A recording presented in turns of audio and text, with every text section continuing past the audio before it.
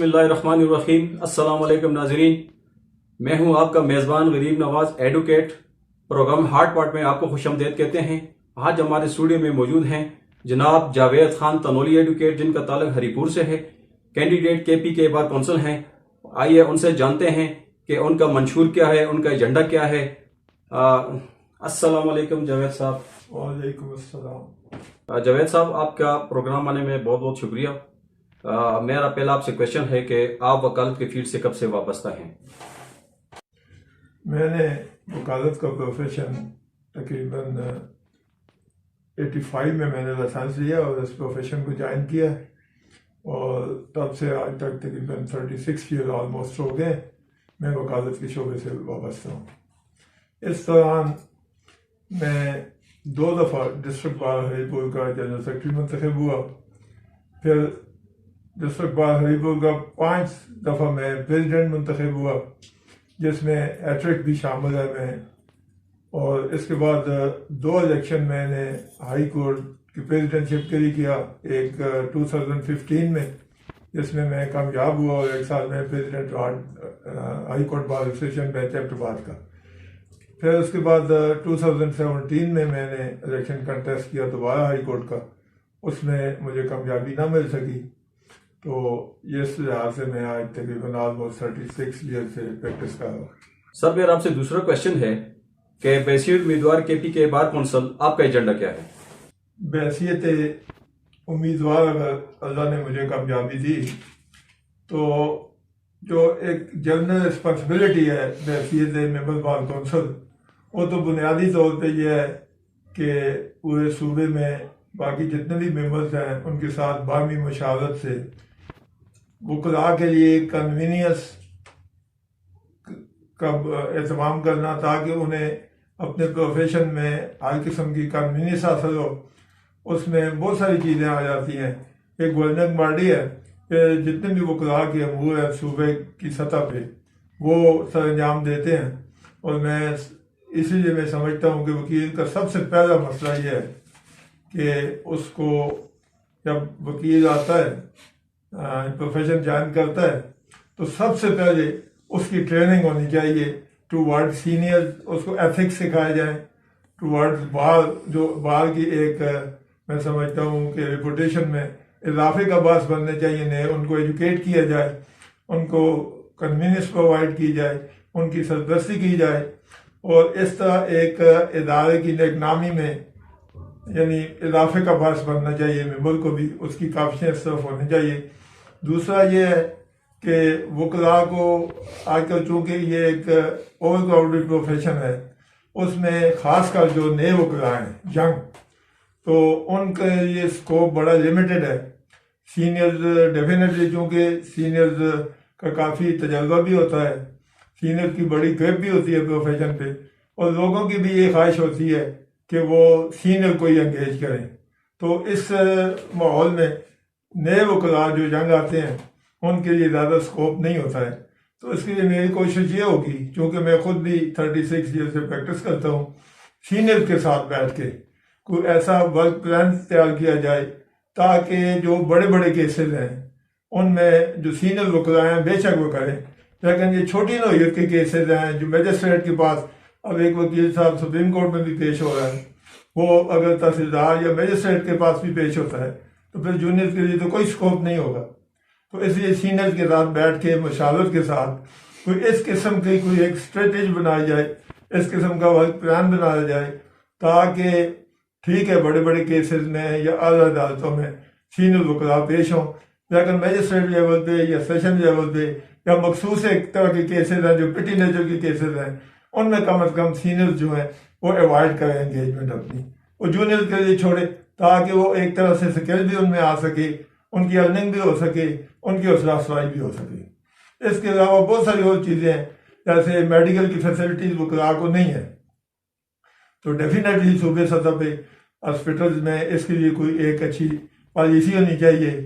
इसी तरह वकला का अक्सर औकात हमने देखा है कि बेनौलत फंड का मसला रहता है। बाद वकला की ख्वाहिश होती है कि एक मखसूस एज की हद तक जब वो पहुंच जाते हैं तो उनको उस वक्त डेफिनेटली जैसे एक एजेड आदमी को सोसाइटी उसके आर्गन की भी विड्रॉल शुरू हो जाती है, तो उस वक्त उसको सपोर्ट की ज़रूरत होती है। तो उस वक्त यह है, अगर कोई वकील चाहे तो उसको बेनोलेंट फंड, उसका जो राइट बनता है, उसकी ख्वाहिश अगर है तो दे दिया जाए, बजाय इसके कि जब वो मरे उस वक्त उसके जो वारसान है उनको दें। तो जो आदमी पेमेंट कर रहा है, अगर उसकी ख्वाहिश है तो उसको ज़िंदगी में भी मिलना चाहिए। इसके अलावा यानी बच्चों की एजुकेशन का भी मसला होता है वकला का, तो उसके लिए भी कोई ऐसी पॉलिसी बनाए, इनके लिए भी कोई कोटा मखसूस हो, जैसे आर्मी ऑफिसर के लिए होता है, बाकी लोगों के लिए होता है, तो इसमें वकला के लिए भी कोई ना कोई कोटा ये ज़रूर होना चाहिए। तो मेरी ये तकरीबन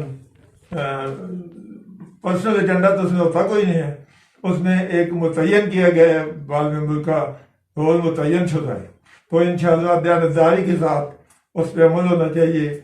उसमें कोई डिस्क्रिमिनेशन नहीं होनी चाहिए, कोई पर्सनल एजेंडा ऐसा ना हो कि किसी को विक्टिमाइज किया जाए या किसी को मखसूस तबका को सपोर्ट किया जाए। वकला के दरमियान बेसिकली हम आंगी पैदा की जाए, उनके दरमियान इत्तेहाद पैदा किया जाए, यकजहती पैदा की जाए।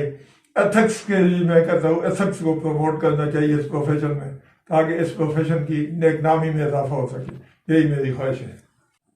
सर जी, मेरा नेक्स्ट क्वेश्चन है आपसे है कि केपी के बार कौंसिल अरसा दराज से कायम है, मगर उन्होंने अपने वकला बरादरी के लिए कोई मेगा प्रोजेक्ट नहीं दिया। आपका इसके बारे में क्या ख्याल है और क्या इरादा रखते हैं आप? वाकई ये बात आपकी ठीक है कि जब से मैंने ज्वाइन किया है उसके बाद आज तक केपी बार कौंसिल की सतह पे कोई इस तरह का इज्तिमाई तौर पे कोई मेगा प्रोजेक्ट नहीं आ सका।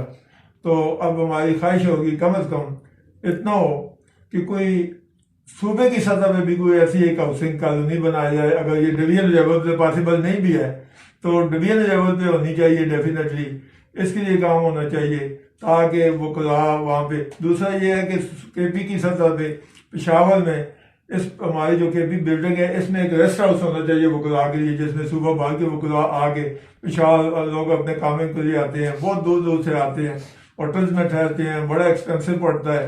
कम अज़ कम एक रेस्ट हाउस हो, मौजूदा एग्जिस्टिंग जो बार कौंसिल की बिल्डिंग है उसमें एक फ्लोर रेस्ट हाउस हो, जिसमें एक मिनिमम चार्जेस पे वकील जो अपने काम के लिए आते हैं उसी दिन वापस नहीं जा सके, उनके लिए वहाँ पे कोई बंदोबस्त होना चाहिए। उसमें बाकायदा किचन भी हो, वकला को फैसिलिटेट किया जाए इसके लिए, ताकि वो अपने दीगर मुल्क के लिए भी जब प्रोविंशियल कैपिटल में आते हैं वहाँ पे तो वहाँ पे उनके काम होते हैं, नहीं वापस जा सकते, उनको वहाँ पे बोर्डिंग लॉजिंग आसान मैं समझता हूँ उसमें मिल सके। एक तो ये है। दूसरी मेरी सबमिशन ये है कि इसमें खुसूसी तौर पे हम ये जितने भी बार कौंसिल के इलेक्शन कंटेस्ट आए हैं इस सिनेरियो में ख्वातीन के लिए ये पॉसिबल नहीं है कि वो इस तरह ओपन सीट्स पे कंटेस्ट करके वहाँ पे आ सके। इसलिए आपने बहुत कम देखा होगा कि बार कौंसिल के तक ऑलमोस्ट 28 मेंबर्स हैं, उनमें कोई खातून डायरेक्ट बहुत कम हुआ है ऐसे कि कोई डायरेक्ट इलेक्शन करके वहाँ पे जाए। तो इस पर मेरी ये तजवीज़ भी होगी बाकी मेंबर से, कोशिश भी ये होगी कि कम अज़ कम डिवीजन सतह पे 5 डिवीजन है, कम अज़ कम 5 ऐसी हर डिवीजन से एक खातून मेंबर वहाँ पे होनी चाहिए, ताकि ये जो 51 या 52% जो खौतीन है उनको भी नुमाइंदगी मिल सके, वो भी प्रैक्टिकली अपना रोल प्ले कर सकें और वहाँ पे बाद पे उनकी भी बेहतर नुमाइंदगी हो सके। अब जावेद साहब, मेरा आपसे अगला क्वेश्चन है कि आप किसी खास पैनल से इलेक्शन लड़ रहे हैं या इंडिपेंडेंट हैसियत में लड़ रहे हैं इलेक्शन? बार कौंसिल का इलेक्शन पहले जो मादी की एक ट्रेडिशन है, अक्सर का इलेक्शन पैनल में किया जाता था, लेकिन इस दफ़ा ये पहली दफ़ा है कि इसमें इन बल्क कैंडिडेट्स खड़े हैं। एबटाबाद से तकरीबन 10 कैंडिडेट्स हैं, हरीपुर में 1 सीट है सिंगल, उसके लिए 6 कैंडिडेट्स हैं, मनसेरा में 2 सीट्स हैं, मनसेरा बडगाम सीट उसमें तकरीबन 6 कैंडिडेट्स हैं। तो इतने जब ह्यूज क्वांटिटी में इन बल्क कैंडिडेट्स होंगे तो ये पैनल वाली बात जो है ये प्रैक्टिकल बात नहीं है। इसलिए मैं इंडिविजुअल हैसियत से इलेक्शन कर रहा हूँ। मुख्तलिफ पैनल के यानी कैंडिडेट्स है, मेरिट पे वोट सीट कर रहे हैं, हम लोगों से रिक्वेस्ट कर रहे हैं और मैं खुद भी अपना वोट मेरिट पे पेट सिंह लाल को दूंगा। और ये इसको प्रमोट करना चाहिए इस ट्रेंड को कि बजाय इसके कि पैनल वाइज आदमी करे। जो भी डिजर्विंग कैंडिडेट है, जो भी मेरिट पे आता है, जो भी लोग वकला ये समझते हैं कि वो बेहतर परफॉर्म कर सकता है डेफिनेटली, क्योंकि पेट सिंह लाल को एक एज होता है, उसको स्किल होता है, एक्सपीरियंस होता है, वकला के मसाइल का पता होता है। इसलिए वकला को चाहिए कि मेरिट पे वोट दें। और ऑलमोस्ट तकरीबन सारे जितने भी कैंडिडेट्स हैं, अगर कोई अंडर हैंड किसी के साथ कोई इस तरह का ताल्लुक है भी है, तो ओपनली सारे इंडिपेंडेंटली इलेक्शन कंटेस्ट कर रहे हैं और हर आदमी अपनी कोशिश कर रहा है, रिक्वेस्ट कर रहा है, वकला से रब्ता कर रहा है ताकि ये मेरिट पे वोट हो। जनाब जावेद साहब, मेरा आपसे एक इंतहाई अहम क्वेश्चन है कि पंजाब बार कौंसिल के मुकाबले में केपी के बार कौंसिल जो है वो अपने वकला बरदरी को कोई खास मराद नहीं दे रहे हैं। उनके मुकाबले में हमें बहुत कम ही मराद दिए जाते हैं। आप कोई बेहतरी की खातर इसमें कोई पेशरफ करेंगे? आपका इसमें क्या ख्याल है? डेफिनेटली मैं आपकी इस बात से बिल्कुल 100% एग्री करता हूँ कि केपी बार कौंसिल के मुकाबले में पंजाब बार कौंसिल की परफॉर्मेंस वकला की यानी फिजा महफूज के हवाले से काफ़ी बेहतर है। तो इस हवाले से एक तो उनको ये एडवांटेज है कि वो बड़ा सूबा है, तकरीबन पंजाब ही पाकिस्तान कंसिडर होता है। उनको गवर्नमेंट की तरफ से बड़ी माकूल हर साल ग्रांट मिलती है। दूसरा, उनकी जो पर एनम जो सब्सक्रिप्शन देते हैं वो भी ज़्यादा है, फैसिलिटीज़ भी ज़्यादा हैं। लेकिन ये है कि हम कोशिश करेंगे कि ये मुसावियाना तौर पर गवर्नमेंट की तरफ से ग्रांट मिलनी चाहिए, हमारे केपी को भी मिलनी चाहिए। बहुत सारे हमारे वसाइल जो हैं वो दीगर सूबों को जाते हैं, तो डेफिनेटली इस पे हमें ग्रांट में अटपाल किया जाए ताकि हमारे सूबे को भी मुसावियाना एड मिल सके गवर्नमेंट की तरफ से, जिस वजह से हमारा केपी बार कौंसिल भी बेहतर परफॉर्म कर सके। जनाब जावेद साहब, मेरा आपसे आखिरी क्वेश्चन है कि कोविड-19 की मद में जो वकला बरदरी के लिए जो फंड केपी के बार कौंसिल ने हमें प्रोवाइड किया था, उसकी आज तक कोई तकसीम नहीं हुई और आखिर उसमें कौन सी रिकॉर्ड है और क्यों नहीं दे रहे हैं, इसके बारे में आप क्या कहेंगे? ये हमें प्रोविंशियल बार कौंसिल की तरफ से इस पेंडेमिक में कोरोना फंड प्रोवाइड किए गए थे हर तहसील बार एसोसिएशन को भी और डिस्ट्रिक्ट बार एसोसिएशन को भी, और उसमें उन्होंने एक कदगन लगाई थी एक सर्टन कि इतने जो फंड्स हमने दिए इसमें आप डिस्ट्रिक्ट बार या तहसील बार अपनी तरफ से एक मखसूस परसेंटेज शामिल करके, तो ये जो वकला नीडी पर्सन हैं जो मुस्तहिक हैं, तो उनको ये दी जाए इमदाद, ताकि चूंकि ये मुतासर हुए सारे और इसमें और वो जो वाकई मुस्तहिक है उनको ये, लेकिन उसमें बदकिस्मती की वजह से मैं समझता हूँ कि आज तक वो उस पर अमल दरामद नहीं हो सका। वो पैसे बार स्टेशन के पास उसी तो बाहर जगह दिए भी हैं लोगों ने, बाहर जगह इस तरह का कोई काम हुआ है, लेकिन मजमूई तौर पे एज ए होल मेरा अपना ज़ाती जो इंफॉर्मेशन है, जो मेरा एक्सपीरियंस है या जो मुझ तक बात पहुंची है, वो उस मेरिट पे डिस्ट्रीब्यूट नहीं हुए पैसे अभी तक। वो कला उस एड से मालूम है, तो डेफिनेटली ये होनी चाहिए। जनाब जावेद तनोली साहब, मैं आपका बहुत बहुत शुक्रगुजार हूँ कि आपने कीमती वक्त से हमारे लिए वक्त निकाला, हमारे प्रोग्राम में आए। नाजरीन, इंशाल्लाह जिंदगी रही तो आपके खिदमत में दोबारा एक नए मेहमान के साथ हाजिर होंगे। जाने से पहले एक गुजारिशात है कि हमारे चैनल को लाजमी आप सब्सक्राइब करें, हमारे वीडियो को लाइक और शेयर करें। तब तक अपना ख्याल रखिएगा। अल्लाह हाफिज।